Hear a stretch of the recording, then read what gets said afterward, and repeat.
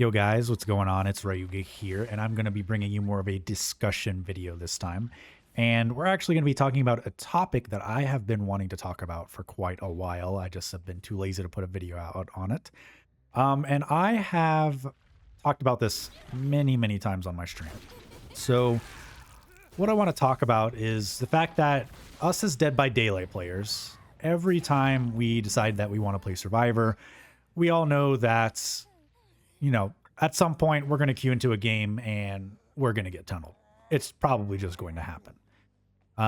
Generally, sometimes it's inevitable, but there are a lot of times where when it does happen, and I see this in my teammates a lot, the reason that you're getting tunneled isn't actually because the killer decided, hey, let's go kill Ryuga 420 Epic Looper 69. They didn't decide that at the beginning, at least. It's usually because of something that I've started calling self-induced tunneling. So to me at first, it might sound a little bit ridiculous to people who don't ever really think about that, because what does self-induced tunneling at this point even mean? Because the killer is the one that ultimately chooses, hey, I am or am not going to tunnel somebody. And I can think why a majority of the Dead by Daylight community wouldn't even think about something like that, because if the killer tunnels, and it's on them, right? But as a Survivor player, we also need to reflect on our actions in the match and kind of think about what did I do or what did my teammate do that put us in a situation where somebody with a hook state is now in a more advantageous position to be chased again. And I'm not talking about the instances of, like I said, lore accurate nemesis turning back to hook on first notification. I'm not talking about that. I'm talking about tunneling that doesn't happen immediately and is just directly tied to your gameplay. So let's go ahead and just dive right on into it. So there are a lot of behavioral examples that can result in somebody getting tunneled. I'm going to start this discussion by talking about the more obvious examples, and then I'm going to kind of step back and we're going to talk about the examples you might not really think about. So the first one that I want to talk about, and I feel like this one's very obvious if you talk to the community about why do you think people get tunneled or what could cause somebody to get tunneled, you might get, well, gen rushing would cause somebody to get tunneled, or they might say bad manners. So this one's going to be about BMing. If you don't know what BMing is, it's just bad manners in Dead by Daylight. It constitutes teabagging, notification spamming, emoting, whatever it might be. That is generally what is considered by the community as BM. I don't really want to talk about whether or not BMing is actually considered offensive or anything like that. But when you go into a game of Dead by Daylight and decide that you want to get your tea bags in, or you want to spam your notifications, you want to point at the killer, wave them after pallet stunning them, whatever it is, you sometimes just have to accept that a lot of people don't like that and they'll view it as a taunt. And at that point, they'll just decide that, hey, your ass is grass at this point. Sometimes you can use this to your advantage to get yourself chased if you have a build for it, or maybe if your teammate is getting tunneled, you can use these to your advantage to try to taunt the killer to come after you. So a lot of the time what I do see is I see survivors complain about tunneling after they kind of BM the killer a bunch sometime during the match. And at that point, you have to understand that maybe if you just didn't BM, the killer just wouldn't have tunneled you. It's pretty much that simple. Now, that's just one example of self-induced tunneling, but I still want to keep touching on this topic specifically. So there's a second way that this same kind of BM can result in self-induced tunneling. So I'm also guilty of this when I play killer. If someone's teammate BMs me while I'm playing nice, especially if I'm going out of my way, like way out of my way, like to just be a nice killer, go for my 12 hooks, whatever. Sometimes it sours my mood when I, go chase somebody and they just start bagging me or clicking, whatever it is. And I'm like, you know what? I'm not going to chase you. I'm just going to go tunnel your teammate because it's obvious you want the attention and I'm sitting here playing nice. So I'm going to take the attention away from you and I'm going to use it to go after your teammate and I'm going to tunnel them. And it's going to make your game boring because, sometimes the BM gets under my skin and I'm like, I was playing nice and you want to BM me, then I don't want to play nice anymore. So hopefully you kind of get at or you see where I'm getting at with the idea of self-induced tunneling. They may not originally have had the idea of tunneling, but if you do something to them, such as BMing, they might say, fuck it, and they return the favor. So this is just one example. So just consider it the next time you go into a match and you're thinking about BMing the killer. If that's your thing, bring anti-tunnel perks and have at it, baby. Just be prepared for what could happen. Okay, so our next example, this one is also another semi-obvious one. This one is just altruism. So there's nothing wrong with altruism. It's fun. I like to do altruistic builds every now and then. But if you are someone who enjoys being up near the killer, going for altruistic plays, such as flashlights for the people, flashbang, taking hits, whatever it is, you know, this can put you in a state where you're just consistently in the killer's vicinity.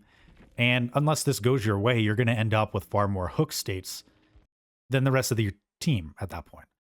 And if your goal isn't to win, that's fine, but you also have to keep in mind of your other teammates who are probably just trying to play the game. Unless you're in a 4-man, do whatever you want. But it is, at the end of the day, a team game. And if you're playing altruistic, not doing generators, constantly going for flashlight saves while you have 1 to 2 hook states, and everybody else still has hook states to give, that's just another version of self-induced tunneling. Right? Your teammates on gens have 0 hooks.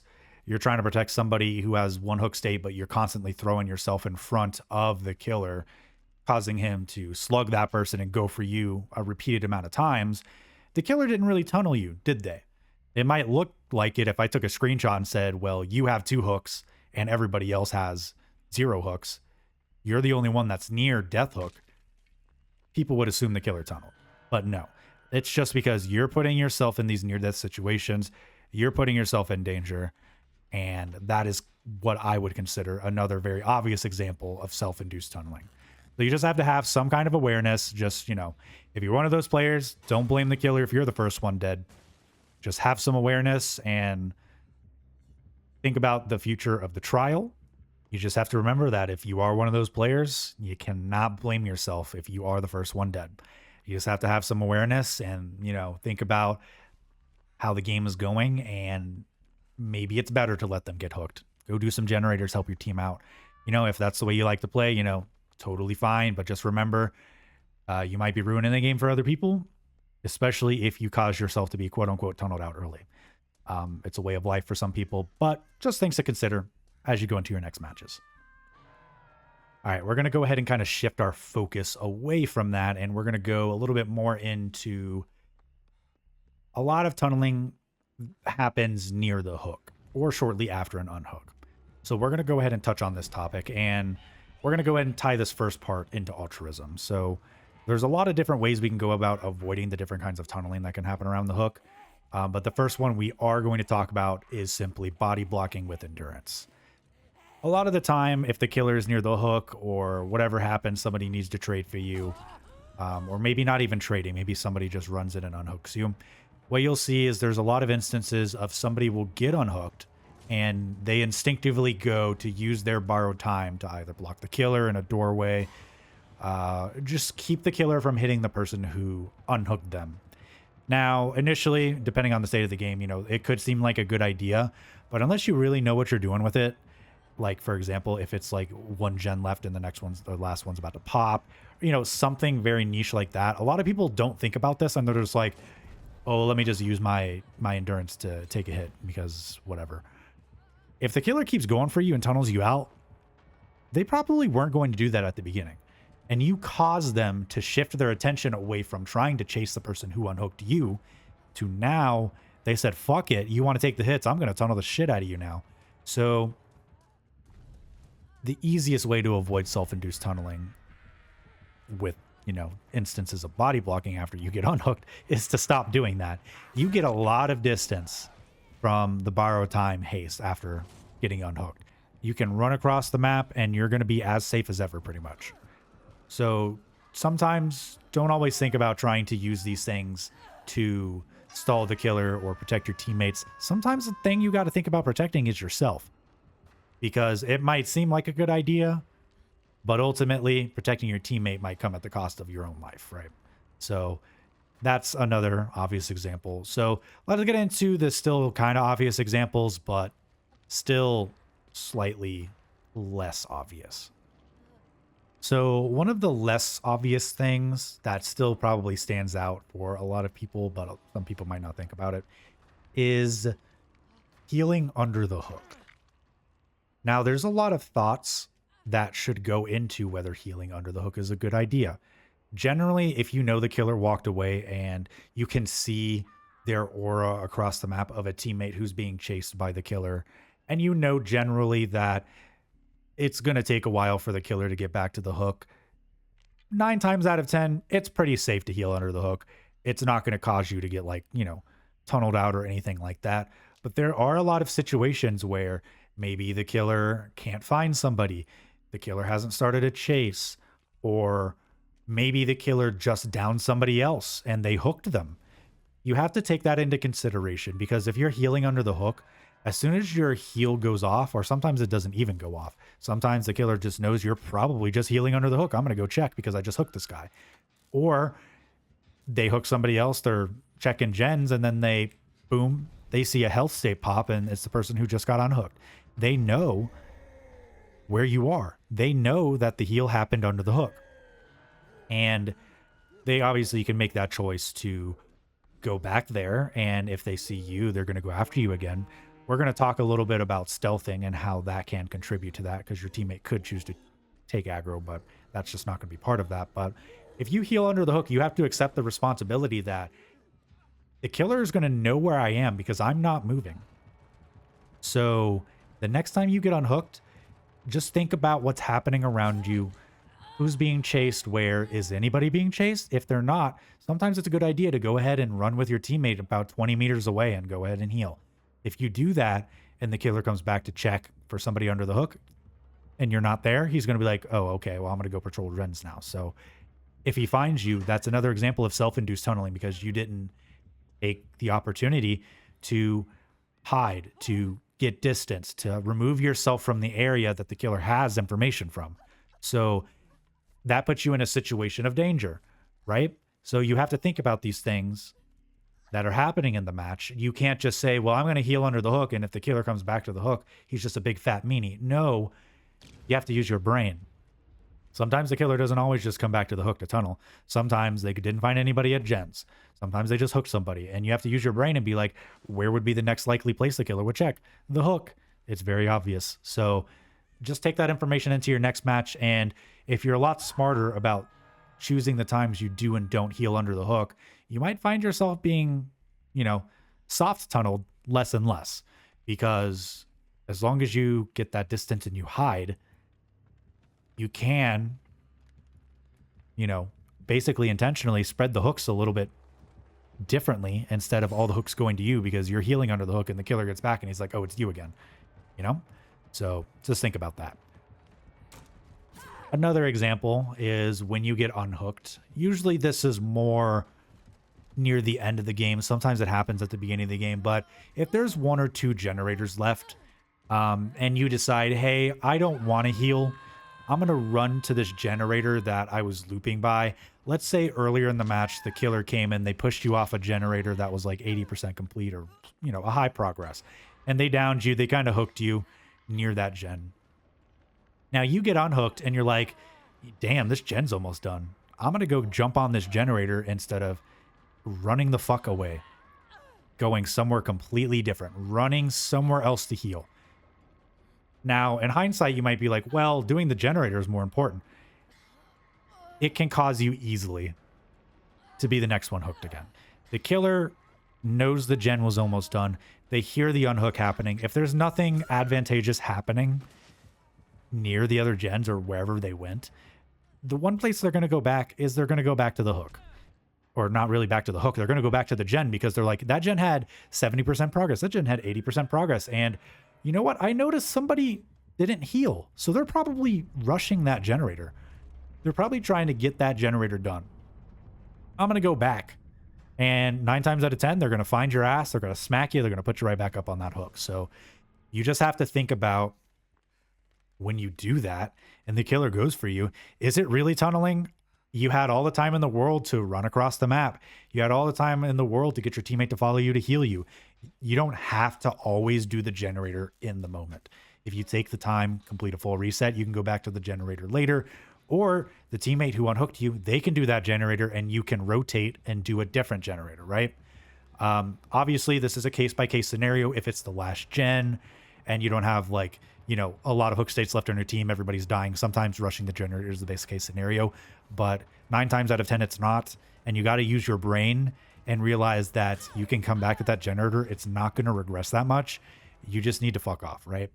So that is something I see happen a lot. People prioritize the generators over healing and running away. They stay in that area when they know, or at least they should know, the killer has knowledge on the gen. So that's a very good example of self-induced tunneling. You need to fuck off. You need to go away from the gen. You need to go in a different gen, because if you don't, the killer has knowledge of where you are, and if they come back and they fuck you, that is going to be on you. You can't blame the killer for tunneling, can you? Because that is, at that point, the most advantageous thing to do. And at first, they probably weren't planning on tunneling you. They were probably checking generators, doing whatever else, and you put yourself in that situation, and you made it incredibly easy for them to take another hook state off of you. And if you're on death hook, I sure as hell would kill you again. Even if I'm playing nice at that point, I'm like, fuck it. You did that. You didn't want to heal. Oh, well, buddy, you're going back up on the hook. So that's just another thing you got to think about when you are prioritizing healing versus prioritizing generators. Just pay attention to that and think about the state of the game a little bit more. And we're also going to talk about the state of the game as it has to do with tunneling a little bit deeper. But in this segment, I'm going to keep talking mostly about things that happen around the hook. So let's go ahead and move on to the next one. So this next one is kind of like a 2-for-1.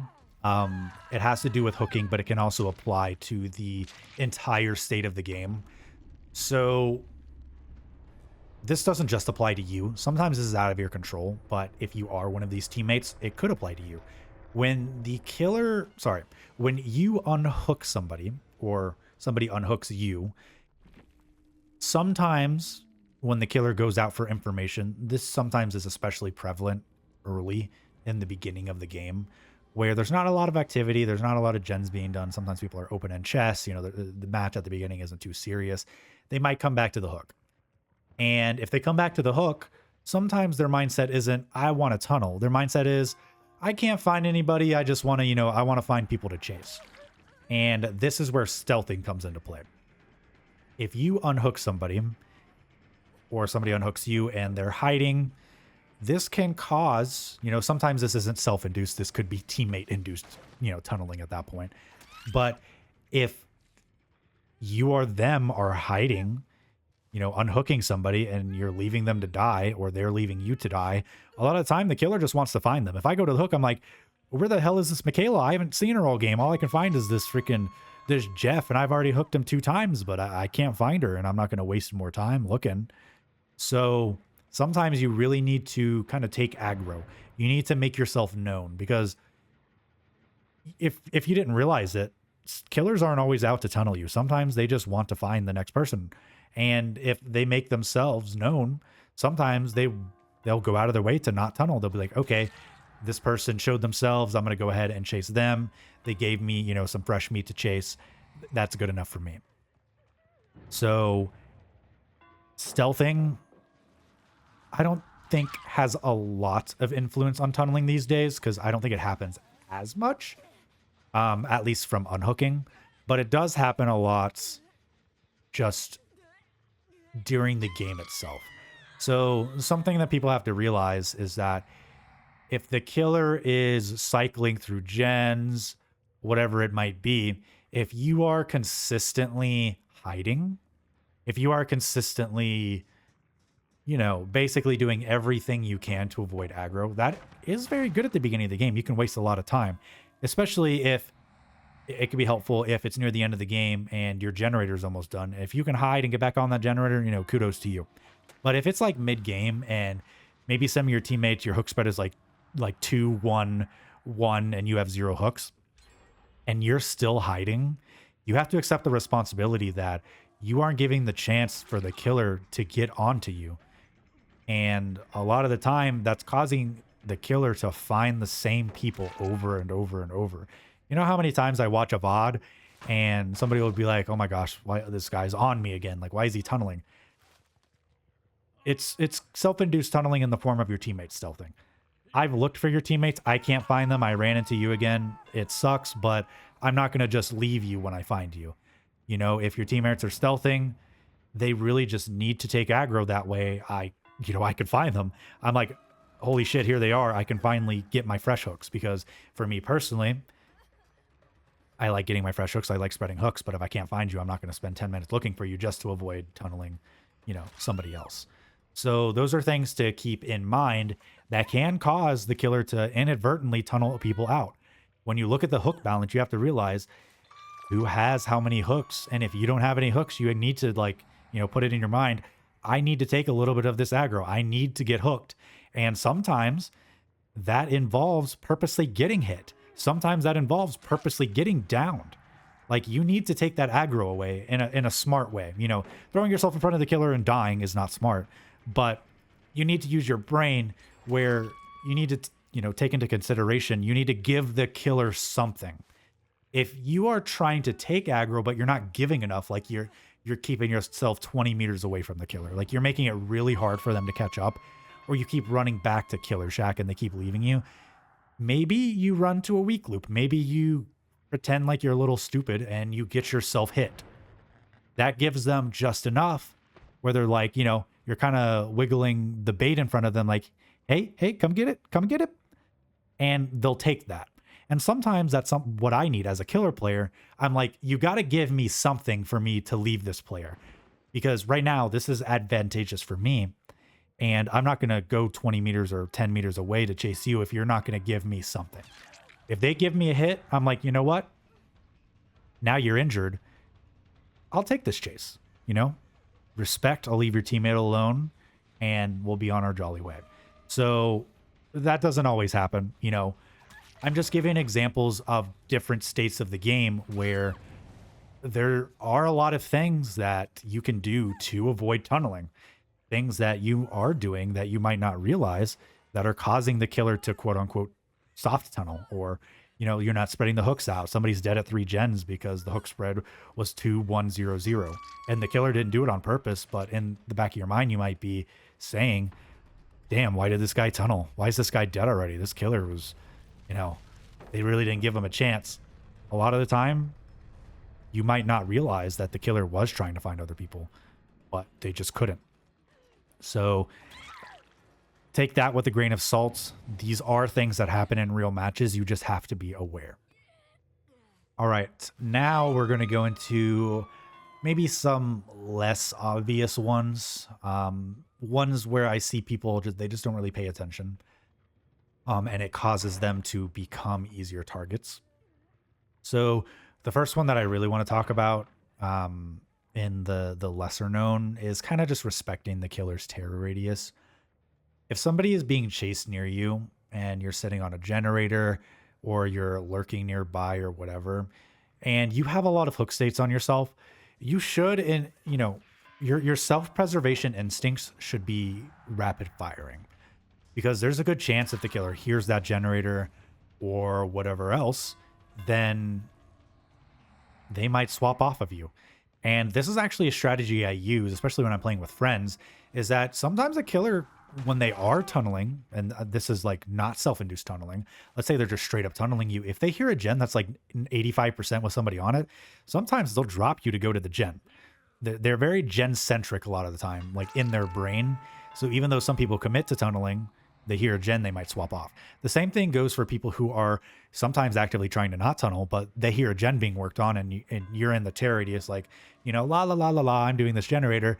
And then all of a sudden the killer, they spin their mouse like 90 degrees and start walking towards you, and you're like, oh shit, I have 2 hook states.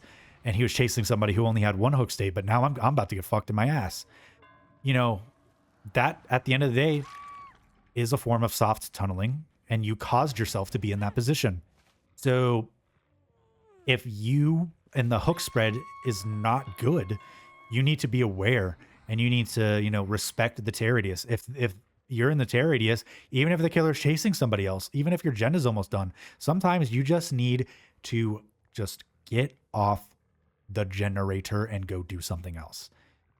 And if you're not willing to accept that you're putting yourself in a situation that's going to get yourself killed, if you're not being safe about it, if you're not bringing your self-preservation, to mind, and you're just going to sit there and not respect the tear radius, hey, that's on you, right?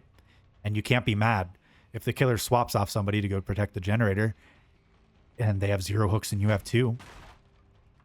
Can you be mad? You were sitting there doing the generator in their tear radius. You could have had the time to walk away. You could have rotated off, but instead you didn't. So that's also something that you need to think about in your games.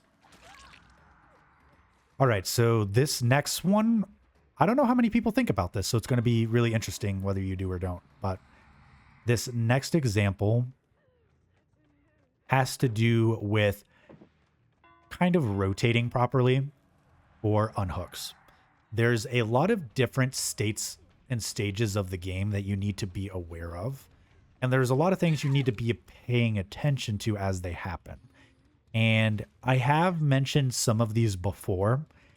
So one thing I'll throw out there is if the killer has been in your area before and they know a generator had progress, and let's say they hook somebody else, sometimes you need to be aware that I'm thinking back to this chase and hey, you know what? I was looping the killer over here earlier and they should know that this generator has progress and they just hook somebody. Put 2 and 2 together and say, you know what? There's a good chance that the killer might come check this generator. So if they down somebody and you're not going to finish the gen, sometimes the smartest play is getting off that gen and rotating just either into an area where there's no generators or just somewhere that's kind of hidden, right? That's a good part that you want to stealth. And here's what I recommend. This is my general strategy and what I think should happen is I think the people who do not have hook states should generally be the ones that are on the generators. Now, this is just if the game is normal and the killer is not patrolling the hook. You always have to use your best judgment in these kinds of things. But if we are being serious, a lot of the time when the killer hooks somebody, what's their next, go-to? They're going to go check the generators and they're going to push whoever's on the generators off. So the best case scenario are the people who have been hooked before need to be the one rotating for the hook or the unhook, right? And this is only in instances where, the killer is not consistently going back to the hook.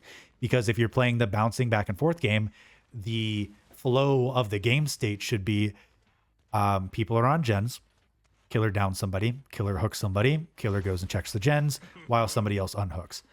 So it would make sense that the person with hook states unhooks the other person. That way you guys aren't super in danger because the killer is out patrolling gens. Still, you have to keep in mind, like I said about self-induced tunneling when it comes to unhooking, still be wary of, the killer's play style and make sure if you need to run away from the hook. But at that point, sometimes that's the safest spot you can be, is you need to go for the unhooks if you have hook states, and the people who don't have hook states need to be the ones doing the generators. Now, this doesn't always apply. Like I said, just use your brain.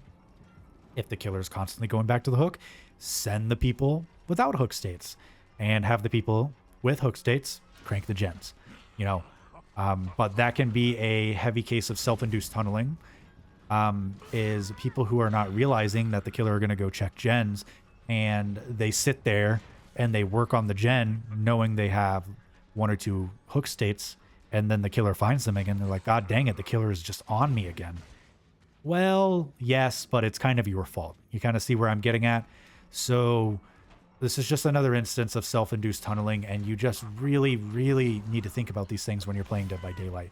You can't just scream, oh, the killer's tunneling me, or, oh my gosh, why is the killer on me again? Like, we're at 4 gens, and this is the 2nd or 3rd time I'm being chased. Like, can this guy get on my ass? When you should be asking yourself, what did I do to get myself in this situation? And it's that you just aren't rotating You are keeping yourself in areas where the killers are going to check. You're just not being smart about it. You can't blame the killer. The only person you can blame is yourself, because you put yourself in that situation, and it's a lot of the time not the killer's job to be like, oh, you've already been hooked once or twice, I'm going to leave you to do this generator. It's, oh, well, you reset and you're doing the gen, I'm going to chase you again. So just keep that in mind. All right, this one is probably the last one, unless I think of one from now, because I'm still recording and writing down notes. So but this one I feel like is sometimes obvious, but a lot of time it's less obvious. So when the killer hooks somebody, whether it's early game, whether it's late game, a lot of the time they're going to go towards generators. And you need to be aware of the state of the game. If the killer is hooking somebody and they're going to go rotate and they're going to try to find generators that aren't being worked on, what do you think is going to happen if 2 generators pop? Or 1 generator pops, whatever it might be. You know, they know that the generator is now complete. They know that now those players are not working on the generator. They know that those people who pop the generator are probably going to try to come in for the unhook. So sometimes it's better to leave generators 99 and not pop them until the killer gets closer. And that even applies like maybe towards endgame. Sometimes you don't want to scare the killer. You want to, hey, let me leave this gen 99. Let's let a little bit more of the game played out. And then, now that more of the game is played out, now I can pop this generator. Because if I popped it before, it's going to cause the killer to need to lock in, and he might start tunneling. He might do this. But if you're smart about when you pop it, you can remove the circumstances that cause the killer to be in that state of mind in the first place. Does that make sense? You know, a lot of the time, a killer, whether they commit to tunneling or not, has to do with the state of the game. So if you manipulate the state of the game, where let's say there's 4 generators and, you know, 2 are about to be completed, and he just hooks somebody who's on their second hook or something like that, don't just pop 2 generators and now there's only 1 gen left, because the killer's gonna be like, what the fuck? And now he's gonna be like, okay, I'm gonna protect this hook because 2 people just popped gens, nobody's on one, and I'm now going to protect this hook, probably tunnel them off hook, etc., etc. So that is a, I think, lesser known thing that can cause some self-induced tunneling, because that's what I do a lot of time in my killer matches. I'll be like, okay, this gen got popped. I know who's going to be rotating, who's not going to be rotating. Especially like, let's say I'm in chase with somebody. I see a gen pop in the distance. I know where 2 people are, or sorry, 3. The guy who's hooked, the guy I see who I'm chasing, who was originally coming for the unhook, and then somebody who popped a gen who's probably going to rotate in for the unhook, right? So these are just game senses that are not always 100% obvious, but they can result in you causing, you know, your teammate to get tunneled, or your teammates can cause you to get tunneled. So having a little bit of game sense can definitely lead to having better games and driving down, you know, the amount of tunneling that is happening. All right, so that's just about almost all of the self-induced tunneling, you know, methods that I can think of, things that could cause yourself to, you know, be tunneled when you're not really thinking about it. But I do want to throw in a little subsection. This is going to be a super quick, is, you know, what are the main things that can kind of reduce tunneling in your games that are not related to that? And there's 2 main things.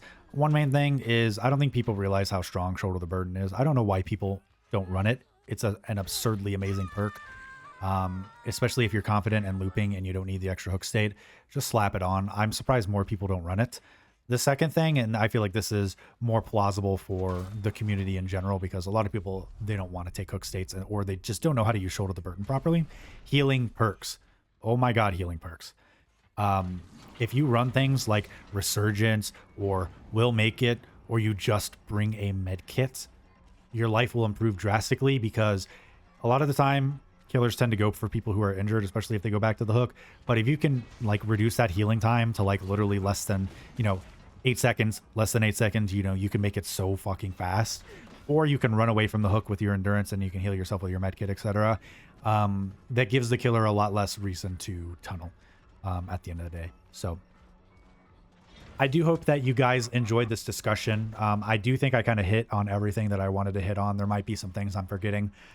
So if you guys can think of any other self-induced tunneling methods, things that could cause you to get tunneled when you're not really thinking about it, go ahead and drop it in the comments. Let me know about things that you think survivors do that cause them to be tunneled more. And you can go ahead and drop it down in the comments and we can have a discussion about it. But other than that, I kind of think I talked about everything I wanted to. So thank you guys so much for watching this video. I know it's probably just a little bit of a Ryuga ASMR at this point.